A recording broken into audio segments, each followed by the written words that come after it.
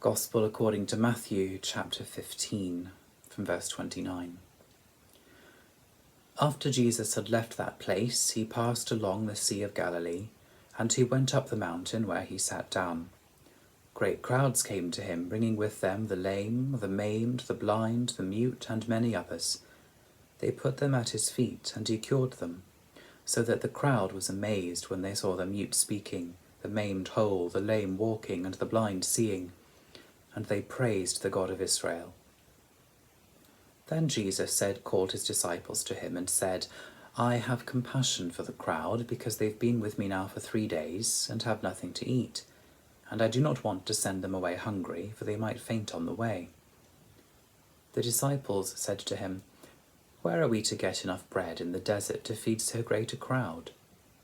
Jesus asked them, How many loaves have you? They said, 7, and a few small fish. Then ordering the crowd to sit down on the ground, he took the 7 loaves and the fish, and after giving thanks he broke them and gave them to the disciples, and the disciples gave them to the crowds. And all of them ate and were filled.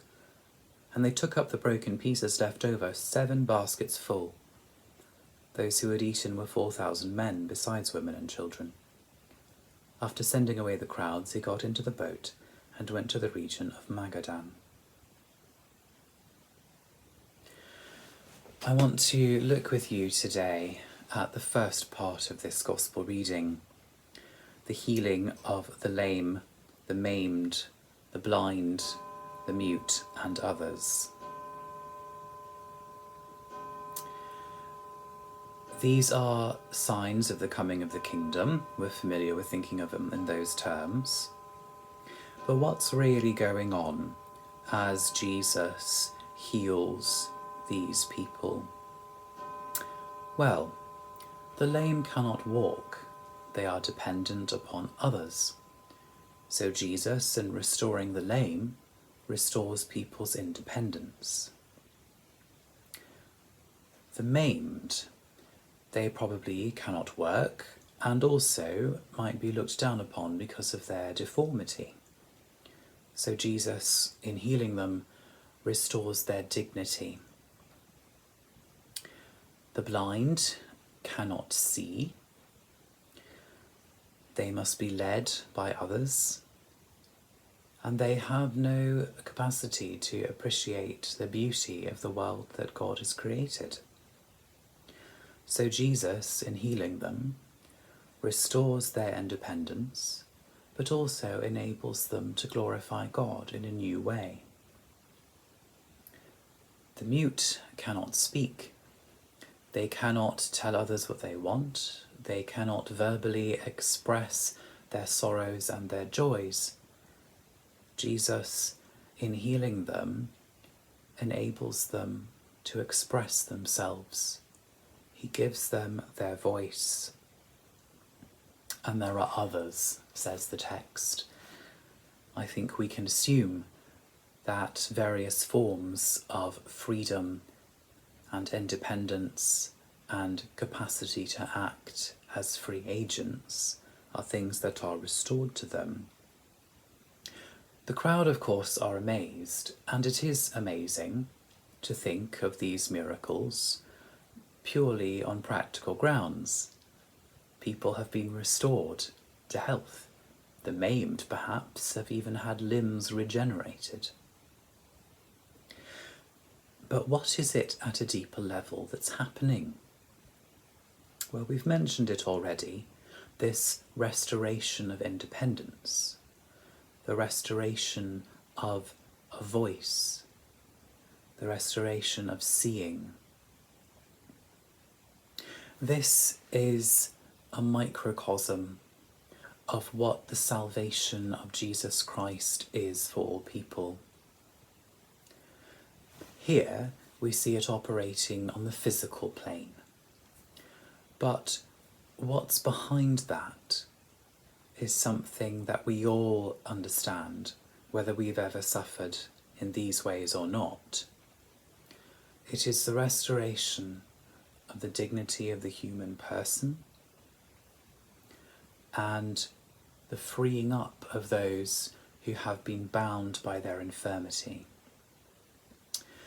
The gospel, as it operates in the world, should be a restoration of human dignity.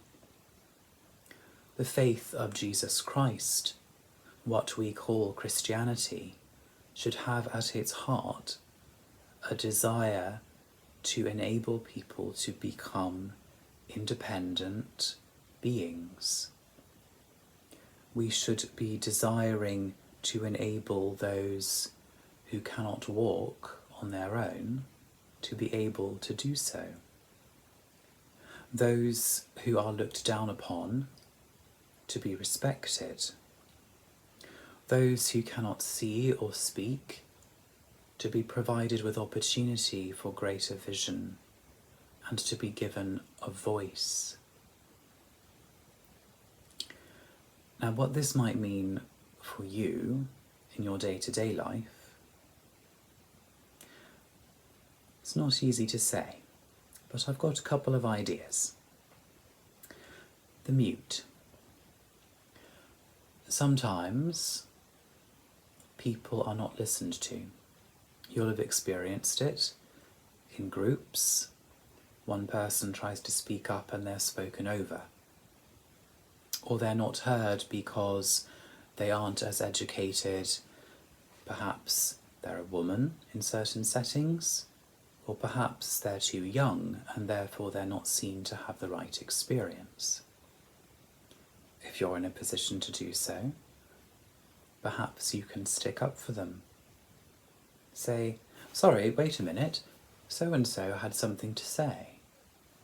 This is in a way giving a voice to those who are mute.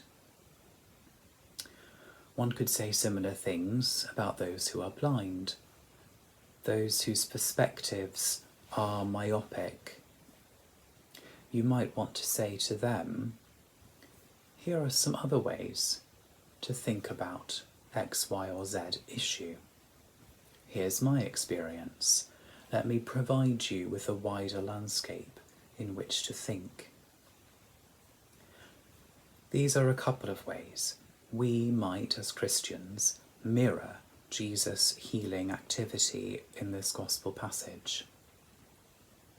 I hope I can live up to that standard, and I hope that together we, as God's church in this place, will find ourselves bringing healing and dignity to many. Amen.